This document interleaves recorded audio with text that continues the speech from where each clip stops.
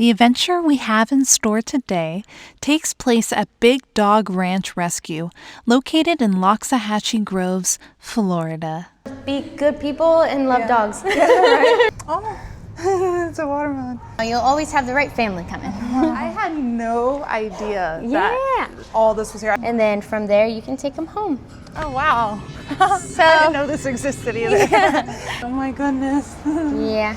Oh. Wow. I was like, hi, my seniors. He's not normal. I mean, he loves you, though. You want to go with them?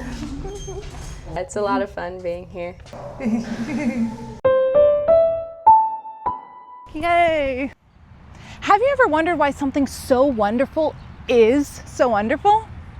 Well, that is why we created the Channel of Wonder, to be a channel for your wonder. We're going to explore the things that make you go, wow! Hello, I'm Alexandria Isola, and I am your host of this Channel of Wonder. Are you ready to have some fun? Because I'm ready. Come on, let's go! Hello, I'm Alexandria Isola, and today I'm here with Juliana. And what do you do here at Big Dog Ranch? I am the Development Associate. I always like to start to break the ice. What's a fun fact about yourself? Fun fact, before I was in dog rescue, I was a pastor for about 5 years. Wow, Yeah. that explains your bubbly personality. Oh, thank you. I'm just gonna have you show us the way around here. Absolutely. So we're going to start here. This is our adoptions area. As you can see, we also have a store. All the proceeds go back to the ranch. But Lori Simmons was the starter of everything here. She started in 2009. She rescued 13 Weimaraners from the euthanasian list. Wow. And so she actually rehomed them all after she made sure that they were all in the process of being spayed and neutered, everything that they needed. And then we do about 5,000 adoptions a year. Right now we're changing our calendar, but we've done 1,847 thus far since January 1st. Wow. But we've done around 88,000 adoptions since we started. Wow. And so here in Loxahatchee, we're on 33 acres. And so we have around 800 dogs on facility, but that can vary on the day because one day we can have 40 adoptions, or maybe just one right now. But it really just varies. Mm-hmm. And then we're also in the process of rescuing more dogs. I had no idea that you had other locations. Yes. So is that new? It is newer. So Okay. It's been in the process about a year and a half now. We have a location in Alabama, and that's around 100 acres. So not all 100 acres are used, but it's just a lower facility, and it's more of an intake facility. We make sure that all the dogs are taken care of. There's still adoptions being done there, but sometimes we'll bring them more often here than not. Very cool. Mm-hmm. How many dogs do you think are here now? Around 800. Wow. Yeah. So that, but also can vary. So tomorrow it could be, less. I mean, we just had one adopted, so 798. So it can really vary throughout the day. Do you know how many dogs were adopted in 2025? We do around 5,000 and a little bit more sometimes, depending on the transports also that we do throughout the year. Awesome. Mm-hmm. I know that you put on events. Like what kind of events? Mm-hmm. So we do events in Mar-a-Lago for fundraising, and so it takes around 18 million to 21 million throughout the year to run the entire organization. And so our team is doing large parties so that we're able to bring in more dogs and help them out. We can raise 6 million within an event. And so we do things in Mar-a-Lago, which allows us to have dogs on property. So that's amazing too. We get a lot of dogs adopted through there, and also just bringing awareness. And so throughout the week, we're also doing events with Thea and their team. Thea is our adoptions manager. We have around 2,000 volunteers throughout the year, and so it can vary throughout the year as well because of school and different things like that. I saw you have a lot of people involved. Like you said, our people. Yeah. Is there like a criteria they have to meet, or is it just like be good people and love dogs? Yeah, right. I was like, that's probably the motivating factor for everyone who's a part of this organization. Absolutely, and just being willing. Some of these dogs come with traumatic backgrounds. They're not going to be always so willing to meet you or greet you in different ways. Do you get animals from our local pounds? Yes, so we're actually partnered because of one of our pillars, like you mentioned before. We commune and talk to all the people around us, but also around our nation. So we're the largest cage-free, no-kill shelter in the state of the United States, really. Oh, wow. That's amazing. Yeah, so we partner with a lot of different people throughout the entire country. We partner with the Pound and the Redlands, and so we rescue a lot of the dogs from there too. Wow. So would you say most of the dogs that come here are from the shelters? It can really vary. So sometimes we have owner surrenders. It could be that the adopter that had the dog can no longer have the dog, or the owner passes away and so they have no one else to take care of them. Or we have medical treatments in here as well, so we take every critical care. So dogs that got run over by a car or hit by a 2x4 or abused in any way or a shape or form, and then they bring them here. So we're a non-euthanasia facility. So a lot of people call us and say, hey, I can help you with this dog. Or so if you see here, these are all of our donors that have donated specifically to our medical program. And so, like I said before, we're a 501c3 organization, so everything is donation based. You'll see so many names throughout the entire ranch, and people ask me all the time, how do I get my name up there? I said, just be part of the family. You know, continue to donate, continue to share your time with us, and then you'll see your name up there as well, making an impact for everyone, right? Totally. Yeah, so we're gonna go in if that's okay with you guys. All right. So this is our full medical facility. We have everything from heartworm prevention. We also have antibiotics, shots, really anything we need for the dogs. And if we don't have it, we do order it. This is our dental facility. So fun fact about dogs' teeth. We can know their age by the length of their teeth and also what they ate previously. And so if you see a lot of decay, it's the reason of their diet or different things like that as well. So we're always doing cleaning, we're checking their teeth and make sure they're healthy. This is our x-ray and ultrasound room. And so like I said before, we're a non-euthanasian facility, so we receive all moms. We're also not a breeding facility. So we receive moms that are either strayed or they had breeders coming in and saying, hey, I don't want this dog anymore, and her puppies. And so we get dogs in our footsteps, or they call us and they say, hey, there's a ton of puppies here. And so we make sure we take care of them, and we'll see that later. It's really fun. Wow. So we also have an x-ray room where we do critical care. Like I said before, anything from a dog being hit by a car or by a 2x4 or really anything, the most abusive situations we've seen. This is our team here. We also chip all of our dogs, and so it's going to be registered to Big Dog Ranch and the person that adopts it. So none of the dogs that are adopted out are able to be resold. They have to come back if they are wanting to, you know, surrender them. That's his little comb. Oh, it's a watermelon. So we are a cage-free facility, but because this is a medical office, everyone has to be separated just because they have to heal as well. I had no idea that you get so many dogs from like traumatic things happening to them. Absolutely. I've seen some of the worst situations, like a degloved jaw. And so he came in, his name was Twisty, and we had to do an operation and fix him back up. You can also see most of our surgeries on social media. We do post it there just because we need the financial support, because those are very large surgeries, and so we're always asking for more. Right now we are asking for 3 very special dogs. It's Oreo McFlurry, that one's a fun one, Pelican, and then we also have one more called Earth. And so we're asking for more funds and need more help because they're in a situation that's difficult. This is our surgery room, our main surgery room, and so we do around 20 spay and neuters a day. Wow. And so that's not including critical care. And so our team is consistently going throughout the entire day. Right now they are at lunch, and so they deserve a break too. We do have 3 doctors on staff here, and they're full-time, but throughout the entire day we're going from one dog to the next and making sure that they have the best procedures possible. If we're not able to do a medical procedure because of the extent of the procedure, like Shiloh was shot in the eye, and so there's bullet fragments within his mind, and so we had to go have another surgery with another specific doctor. Specialty. Yeah, I do want to set you up for success. So these are called kennel cards. You'll see the dog's name, how old they are, where they came from, different things like that, and so you're able to understand what dog is who and what's going through. How do you come up with the descriptions? I've always wondered that. Yeah, it could be either owner surrender, so they know the dog. This is actually Oreo McFlurry. He's still the specialist. Oh, okay. Always keep him for a day or two afterwards, just to confirm. So now we're in our recovery area.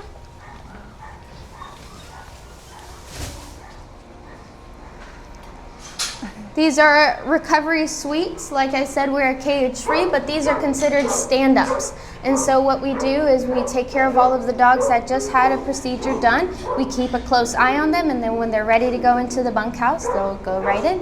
We also have a hydro room where we're able to put the dogs in the water, and so that they can start learning how to walk again. If they need anything like, oh, he's doing backflip over here. So kind of like physical therapy? Yeah, physical therapy. We do acupuncture with our dogs as well if they have hip dysplasia, or if really anything. It could be an obese situation as well, we'll put them in there. So this is our isolation department. This is the only area we're not allowed to go in, just because these are the dogs that are sick.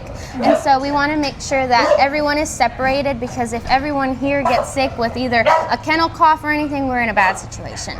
So each one, as you can tell, I have a height deficiency, but if you can see, each room has their own play yard and also their own room. They go out at separate times and different things like that. And the next building over, if you can see that building, that is our quarantine environment. And so when we intake new dogs, whether we rescue them from another shelter or we find them on the streets, we have a lot of partners that bring them to us. We offload them into our quarantine environment. They stay there about 2.5 weeks, almost 10 to 13 days, depending on the case as well. They'll be in there, they'll check for ticks, lice, really anything that can be contagious to our other dogs. Place them in the correct places, and then they'll get adopted right after. Normally our adoption span is around 3 months. They'll be here and then they'll find a new home. We do have some extended stayers, but normally, you know, they'll always get a new home. I just had a dog that was here for 3 years and just got adopted. So, you know, you'll always have the right family coming. I had no idea that all this was here. I just only knew about the bunkhouses. Yeah, so we're a fully operational facility that works with all things. So a veterans program, a service dog training. You'll see most of those things today. Say hello. Thank you. She was so cute. She came in a couple weeks ago, or a week ago, and she had a broken paw, and now she's healing now. Right now, we are on a mission that you'll see online. I can't expose anything right now. Of course. But we are rescuing a lot of dogs currently, but we are always going out and rescuing new dogs. We did a rescue, which I would talk about more, but if you would like to know, I could tell you. So we actually rescued 115, if I'm not mistaken, German Shepherds from a lady that was executing them in a very bad way. So our team got the FBI, the DOJ, and all of them. Lori Simmons was the spearhead of that, which is our owner here. And she went in and she got those dogs out, and we actually got them all homed. And some of them are going to be a part of our training program to help veterans and their needs. That's beautiful. So as you can see here, we always have bricks. People are always donating new bricks to us. And it can be anything from a memory to a memorial. My favorite one is the one that says Saint-Tropez and their wedding date. Oh, that is so beautiful. So this is one of our main bunkhouses. It is going to be a little loud, so I'll just tell you now. So each one has 24 rooms. The max capacity of one room is 5 dogs. It also depends on the size of the dog. You don't want to have, 5 Great Danes in there and then, or, they're going to be squished. But if they have smaller dogs, we're going to put around 5 in there, and they'll make sure that they're good with each other. We don't want to put any aggressive dogs together. And so sometimes they'll be by themselves until they get to the point of acclimation, and then we'll pair them up again.